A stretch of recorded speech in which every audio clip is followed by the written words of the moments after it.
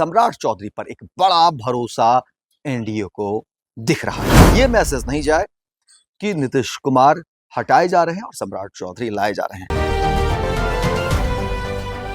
बिहार की राजनीति में एक नया बदलाव देखने को मिला है और कहा जा रहा है कि नई सरकार में जातीय समीकरण का बड़ा ख्याल रखा जा रहा है।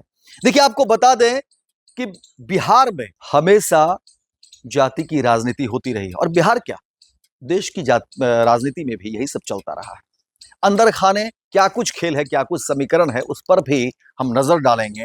हालांकि सम्राट चौधरी लगातार अपने काम से, अपने व्यवहार से, अपने तौर तरीके से और अपने बॉडी लैंग्वेज से ये साबित करने की कोशिश करते रहे कि वो आने वाले समय में बिहार के मुखिया होंगे। लेकिन अब जब सम्राट चौधरी मुख्यमंत्री बनने जा रहे हैं तो अब इन तमाम चीजों पर भी राजनीतिक चर्चा हो रही है।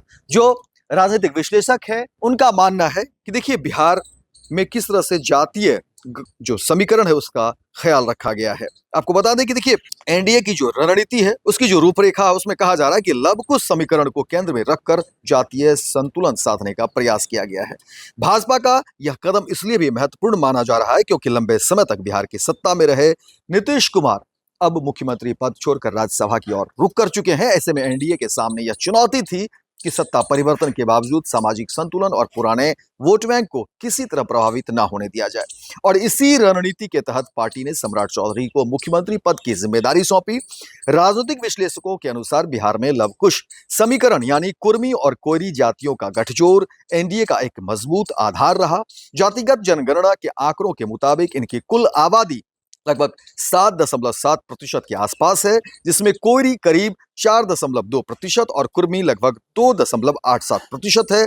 इसके अलावा दांगी, धानुक, कामत और गंगोता जैसी अन्य जातियां भी इस समीकरण का हिस्सा मानी जाती है, जो परंपरागत रूप से एनडीए के समर्थन में रही है। भाजपा का मानना है कि नीतीश कुमार के सत्ता से हटने के बाद इस वर्ग में किसी प्रकार की असंतोष की भावना उत्पन्न न हो, इसलिए एक ऐसे नेता को आगे लाया जाए जो इसी सामाजिक पृष्ठभूमि से आता हो। इसी रणनीति के तहत सम्राट चौधरी को आगे किया गया, जिससे यह संदेश जाए कि सत्ता का हस्तांतरण भले ही हो रहा हो लेकिन सामाजिक प्रतिनिधित्व सुरक्षित है। पार्टी के अंदर भी यह बदलाव महत्वपूर्ण माना जा रहा है क्योंकि इससे पहले सुशील मोदी, तारकिशोर प्रसाद और रेणु देवी जैसे नेताओं को उप मुख्यमंत्री के रूप में जिम्मेदारी दी गई थी, लेकिन उनका प्रभाव अपेक्षित स्तर तक नहीं पहुंच पाया। ऐसे में भाजपा के लिए बिहार में एक मजबूत और प्रभावी नेतृत्व की कमी महसूस की जा रही थी, जिसे अब सम्राट चौधरी के जरिए पूरा करने की कोशिश की जा रही है।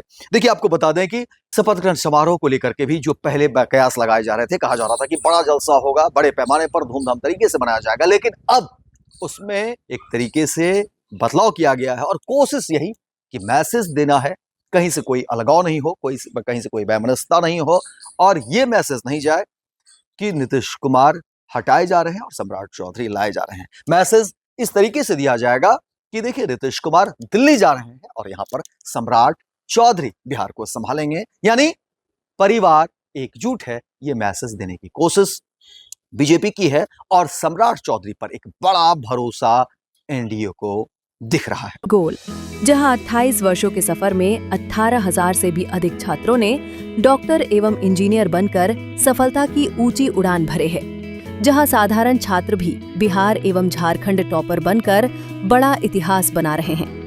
दूरदर्शी शिक्षाविद श्री विपिन सिंह के मार्गदर्शन में मेडिकल एवं इंजीनियरिंग के लाखों छात्रों के लिए आशा की किरण के रूप में गोल, द रिजल्ट फैक्ट्री